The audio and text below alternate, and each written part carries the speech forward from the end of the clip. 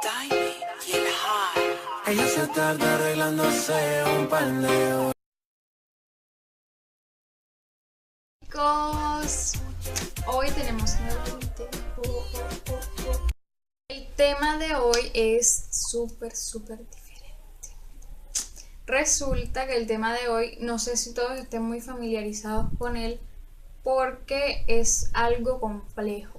Entonces vamos a tratar de desmenuzarlo rapidito, entenderlo, que es lo importante para que pues tengamos ya una asociación con el tema. Vamos a hablar de fisiología. Ustedes dirán que yo estoy loca con estos temas y que los temas están bien aburridos, pero nada. Vamos a hacerlo lo mejor posible y aquí estoy para ustedes trabajando siempre. Ok, entonces, empecemos hablando del siglo XIX. Vamos a contextualizarnos en el siglo XIX. Resulta que en este momento hubieron unas personas que hicieron unos aportes sobre mapeo cerebral, que eran unas ideas un poco desorganizadas de cómo se debía estudiar la mente y cómo se debía estudiar el cerebro. Y esas se fueron organizando a través del tiempo porque la verdad es que no tenían sentido a la hora de poner en práctica lo que estas personas decían. Bueno, vamos a hacer esto dinámico. No nos vamos a complicar la vida y es que 1900 no sé qué, 1800 no sé cuánto. Vamos a hacer esto sencillo. Tenemos un edificio que es enorme. Para este edificio se necesitan vigas, no sé qué, soportes y estabilidad, porque es que si no tenemos bases el edificio no está hecho nunca. Listo. Anteriormente habíamos hablado de filosofía. Filosofía es una de las bases de este edificio, es la principal de este edificio. Ahora vamos a hablar de fisiología, que es otra de las bases de este edificio. Importantísima también. ¿Por qué? Porque sin fisiología no hubieran surgido las necesidades de explorar el mundo biológico del cerebro para saber más allá de pensamientos que se tuvieran como tal acerca de lo que era la conducta, etc. Estudiar biológicamente el cerebro para saber qué parte influencia en qué cosa es diferente y te está dando una idea más clara de lo que ya se tenía, de lo que ya se pensaba. Entonces, tenemos un edificio grande y las teorías son los soportes. Las teorías de fisiología son los soportes para que se conforme la base que como tal es fisiología. Bueno, los primeros soportes que brindó la fisiología a la psicología como tal fueron las técnicas de extirpación, la estimulación eléctrica y el método clínico. Las dos primeras fueron practicadas en animales porque pues eran de carácter no ético para practicarse en humanos. Las mismas palabras lo dicen, son métodos que no se pueden utilizar en personas porque es algo inhumano hacerlo. La tercera que mencioné es el método clínico propuesto por Paul Broca. En este método lo que hacía él era estudiar algunos daños cerebrales. Vamos a decirlo de otra manera, vamos a explicarlo mejor. Paul tenía unos pacientes. Listo. Estos pacientes tenían unas no desastres, tenían unas enfermedades, tenían unos problemas, listo, y él estaba estudiando su proceso cuando estaban vivos. Cuando los pacientes morían, eso se puede decir, ¿verdad? Cuando los pacientes bueno, en el momento de realizar la autopsia a estos pacientes, lo que se hacía era mirar partes del cerebro, o sea, estudiar el cerebro después de que las personas morían. Entonces se tomaban partes, se iba estudiando cada parte para ver si esas partes estaban también dañadas o si influían en lo que ya, en el historial clínico que ya tenía el paciente como tal. Bueno, aparte de lo ya mencionado de Broca, tenemos un aporte de Gall que fue el mapeo exterior, que es conocido como la frenología. Lo que Gall proponía era que las protuberancias craneales, algunas formas del cráneo que son más eh, notables que otras, tenían funciones específicas.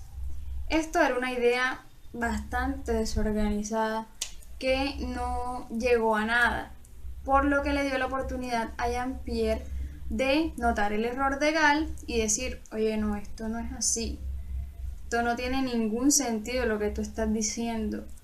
No puede ninguna, o sea, la forma del cráneo no influye en ninguna función específica mental. ¿Por qué?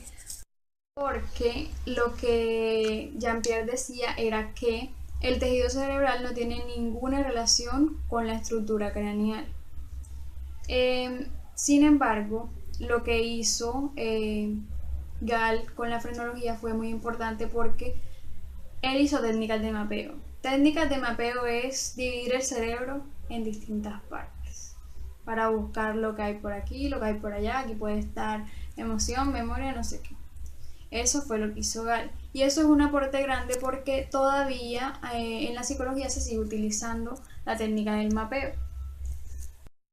Autores importantes para señalar en esta teoría, en estas teorías que se desarrollaron en fisiología, son el señor Luigi Galvani, que notó que los impulsos nerviosos son eléctricos, y Ramón y Cajal, que es una sola persona, demostró que no solo son eléctricos, sino que también tienen una dirección.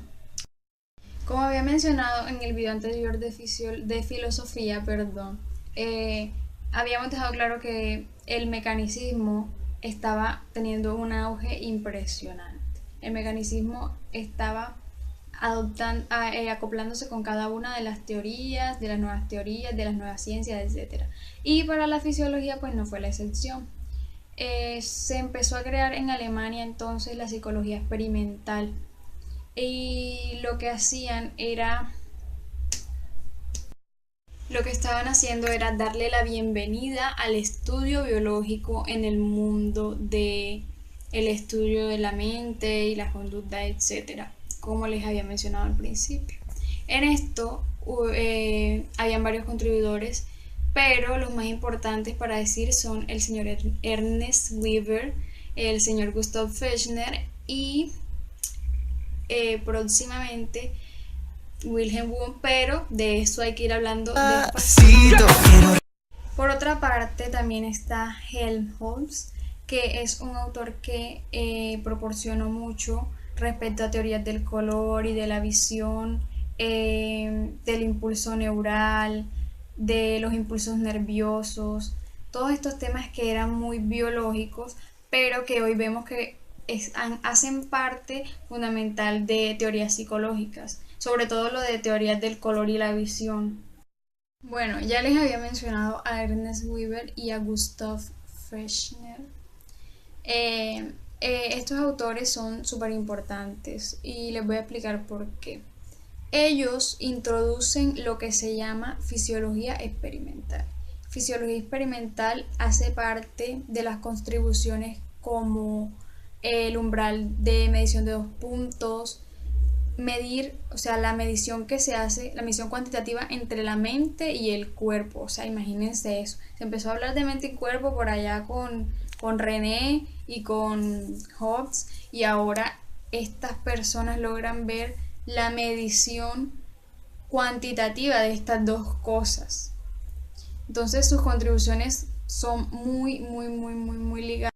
Bueno, entonces como ya había mencionado, son súper importantes para el desarrollo de la nueva psicología. Después de tener ya todos estos aportes que yo les he mencionado de todos estos autores súper importantes, se empieza entonces a formar lo que es la nueva psicología, y aparece el nombre del famoso señor Wilhelm Wundt en el siglo XIX, a finales del siglo XIX. Después de entonces ya tener todos los soportes listos, tenemos la base formada, la base de la fisiología como tal.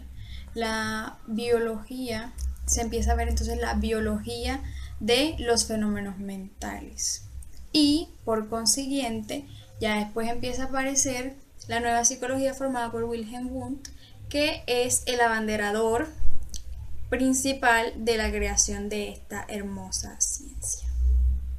Bueno chicos, y esto fue todo por hoy, y espero que les haya gustado el video y que se suscriban allá abajito en el botón de rojo grande, ya les dije cómo es el botón muchas veces. Está al lado la campanita para activar notificaciones y alcen los deditos y denle me gusta y no me digan que no les gusta porque está genial. Recuerden que la diversión aplica para todo y aquí nos tienen a nosotras. Bye.